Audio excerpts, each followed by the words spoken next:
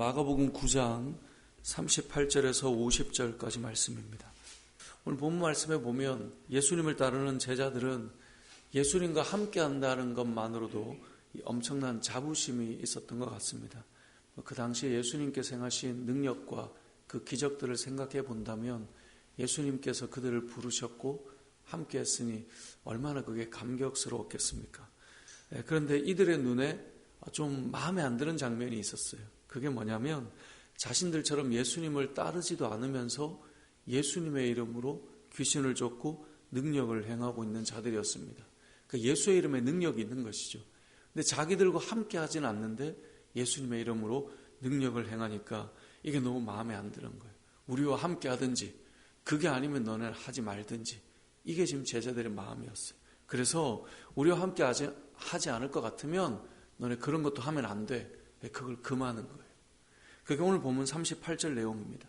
38절을 보면 요한이 예수께 여짜오되 선생님, 우리를 따르지 않는 어떤 자가 주의 이름으로 귀신을 내쫓는 것을 우리가 보고 우리를 따르지 아니함으로 금하였나이다. 하지마, 우리와 함께 하지도 않는데 그 마음이 들었던 것이죠. 그런데 예수님께서 뭐라고 말씀하십니까? 39절을 보니까 예수께서 이르시되 금하지 마라.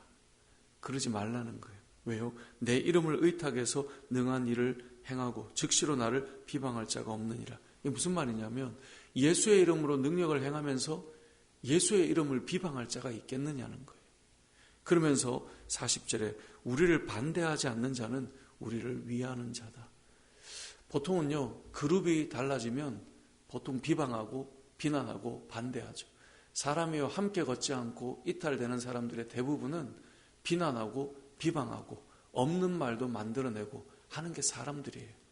그러다 보니까 제자들은 그 하지마, 너네 우리와 함께 하지 않잖아 라고 말하지만 예수님께서는 예수님의 이름으로 나가는 자라면 그것이면 충분하다 이렇게 말씀하는 거예요. 함께 하지 않더라도 반대하지 않고 비난하지 않고 비방하지 않지 않느냐.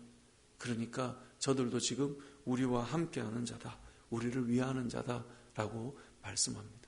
사실 오늘 이 본문의 내용처럼 각자의 길을 가면서 서로를 위하는 길을 걷는 것은 참 쉬운 건 아니에요. 우리 오늘 이 본문 제일 끝에 보면 너희 속에 소금을 두고 서로 화목하라라고 돼 있잖아요. 우리가 맛을 잃은 소금처럼 살 때가 너무나 많아요. 조금만 그 자리에 함께 있지 않으면 비난하고 비판하고 판단하는 것이 대부분 사람 마음이에요. 그런데 오늘 본문에 등장하는 사람들은 주를 위해서 함께 걸어가주는 사람들인 거죠. 이걸 좀 우리가 좀 넓게 적용해 본다면 이런 겁니다. 우리가 기도할 때 한국교회를 위해 기도하잖아요, 여러분. 우리가 한국교회를 위해 기도합시다 이렇게 하면 대부분 좀 추상적인 한국교회니까 쉽게 기도할 수 있어요. 그런데 이걸 좀 더 구체하고 선명하게 우리가 생각해 보면, 제가 개척 초창기에 이런 얘기 참 많이 했는데, 한국교회를 위해 기도하는 건 결국은 우리 상가에 11층에도 교회가 있단 말이에요. 그러면 11층에 있는 교회는 한국교회죠. 그럼 11층 교회도 부흥하고 성장하게 해주십시오. 이 기도와 같은 거예요. 우리 이웃에도 교회들이 있단 말이에요. 하나님, 저 교회도 함께 부흥하고 성장하게 해주시고 우리가 다 거룩하게 해주십시오라고 추상적으로 던진 그 교회가 사실은 이웃하고 있는 교회들이고, 경쟁하고 같이 있지 않으니까 비난하고 작은 흠이 있으면 비판하고, 이게 아니라 막 말을 만들어내는 것이 아니라 하나님, 우리가 함께 주의 이름으로 주의 능력을 행하며 세워지게 해주십시오. 이게 우리의 마음이어야 된다라는 것이죠. 우리는 어디에 소속되어 있느냐로 인해서 그 소속이 되어 있지 않으면 판단하고 반대하는 경우들이 많지만, 오늘 예수님께서는 그것을 금하지 마라. 그들도 내 이름으로 일하고 있지 않느냐. 우리가 교회를 위해 기도할 때 우리 교회를 위해서도 기도하지만 한국교회를 위해 기도한다, 이 말은 이 강서구에 있는 또 우리 마곡에 있는 이웃하고 있는 그 교회들도 바로 서고 잘 설 수 있도록 기도하고, 그러면서 우리 교회도 함께 선한 일을 감당하는 자로 기도하는 것입니다. 함께하고 있지 않다고 해서 판단하고 비난하는 것이 아니라, 반대하는 것이 아니라 서로를 위하는 자들이 되어야 한다. 이것이 오늘 본문이 우리에게 알려주는 첫 번째 메시지인 것입니다.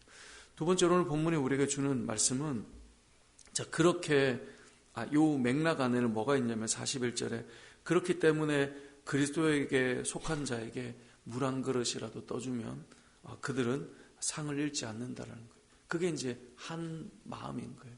여러분, 이웃하고 있는 교회가 전도할 때 너무 수고하십니다. 우리 교회만 지금 전도해야 되는데 그게 아니죠. 전도하는 자들을 만나면 수고하십니다. 교회 선신하는 자들이 있을 때 물 한 잔, 차 한 잔 대접하는 것 주를 위해서 하는 거예요. 그게 내 영광을 위해서 하는 게 아니라 주님을 위해 헌신하는 자들에게 작은 것 하나 이렇게 헌신해주고 섬겨주고 물 한 그릇 떠주는 것, 그게 다 상이 있는 것이다 라고 말씀하고 있는 것이죠. 그리고 이제 두 번째로 우리가 기억할 것은, 그러면서 우리가 누군가를 실족하고 범죄하게 하는 일, 또 내가 범죄하는 일이 일어난다면 그것으로 인하여 지옥불에 떨어지지 않도록 그 자체를 끊어내고 잘라내는 것이 더 복이 있다, 이 말씀을 하고 있습니다. 오늘 본문 42절을 보면 나를 믿는 이 작은 자들 중 하나라도 실족하게 하면 차라리 연자 맷돌이 그 목에 매어 바다에 던져지는 것이 낫다라고 말합니다. 여러분, 여기에 사람을 실족하게 하는 것, 우리가 많이 하는 일들이죠. 우리는 너무나 쉽게 사람들을 실족시킵니다. 우리는 너무나 쉽게 말을 내뱉고, 우리는 너무나 쉽게 사람들을 비방하고 비난하고 조롱하고. 여러분, 사람이 비방한다는 것은 내가 위에 있다는 생각을 자꾸 해서 그래요. 사람이 말을 막 하는 사람들의 특징은 자기가 위에 있다는 생각을 자꾸 하기 때문에 그래요. 그럼 밑에 있다면, 겸손하다면, 낮아져 있다면 어떻게 말을 막 하겠습니까? 보통 그렇지 않죠. 그런데 실족하게 하는 그런 사람들이 항상 있단 말이죠. 자, 그 사람들을 향해 말하는 것입니다. 43절, 만일 내 손이 너를 범죄하게 하거든, 손으로 실족하게 하고 아니면 다른 범죄 일들이 일어난다면 그 손을 찍어버리라는 거예요. 이거 엄청 무서운 말이죠. 그런데 예수님께서 이렇게 말씀하세요. 그 손 때문에 너희가 지옥불에 던져지는 것보다는 그 손 없이 천국에 가는 것이 낫지 않겠느냐, 이 말씀을 하는 거예요. 너희의 발이 너를 범죄하게 하거든, 찍어버리라. 발이 없이 천국에 가는 것이 훨씬 복이 되지 않겠느냐. 너의 눈이 범죄하게 하거든, 눈을 빼버려라. 이거 엄청 센 말이란 말이에요. 이걸 여러분 어떻게 이해하시면 좋을까요? 우리가 주를 위해 살아가고 그리스도를 살아갈 때 꼭 우리의 모습 속에 하나님 앞에 부끄러운 일들을 행하는 게 있다면 그거 끊어내야 된다, 이 말이에요. 엄청 단호하게 말씀하시는 거예요. 왜냐하면 그걸 끊어내지 않고, 여러분, 내가 이 정도면 괜찮지, 늘 이렇게 말하는 사람들이 완벽하냐? 그렇지 않단 말이에요. 내가 왜 이 정도면 라고 말하는 그들의 삶 속에 그 죄로 인하여서 지옥불로 갈 수 있는 그 작은 것 하나 때문에 전체 인생을 그 불구덩이로 던지게 된다면 얼마나 이 안타까운 일이겠어요. 그걸 끊어내야 된다는 거예요. 그거를 도려내야 된다는 거예요. 그걸 단호하게 해야 된다는 거예요. 그걸 단호하게 하지 않으면 그것 때문에 전체 몸이 지옥불로 던져지는 거죠. 그래서 우리가 잘 생각해 보면요, 우리의 인생도 마찬가지예요. 우리의 인생이 모든 게 죄로 가득 차 있는 것이 아니라 우리가 이 살아갈 때 어떤 부분 때문에 그럼 우리가 망하는 거예요. 전부가 아니라 나의 삶에 그것 때문에 망하는 거예요. 그래서 그것을 해결해야 되는 거예요. 그것을 끊어내야 되는 거예요. 내가 가지 말아야 될 길에 가고 있다면 그걸 끊어내야 되는 거예요. 내가 보지 말아야 될 것을 보고 있다면 그걸 끊어내야 되는 거예요. 내가 하지 말아야 될 행동이 있다면 그걸 끊어내야 된다는 거예요. 내가 하지 말아야 될 말이 있다면 그걸 끊어내야 되는 거예요. 그래야 우리가 산다라고 말씀하고 있는 것입니다. 여러분, 예수님께서는 말씀을 듣다 보면요, 엄청 센 말들이 많아요. 어떤 분은 구약의 하나님과 신약의 하나님을 나눠서 공의와 사랑이다라고 표현하지만 그렇지 않아요.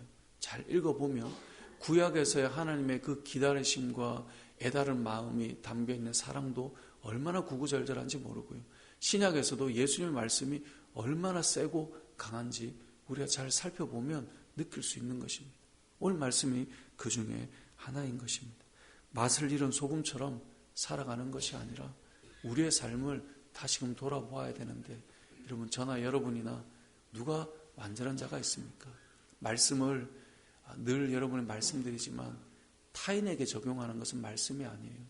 우리가 은혜가 떨어지면 말씀을 보고 항상 다른 사람의 이야기를 하게 되는데요.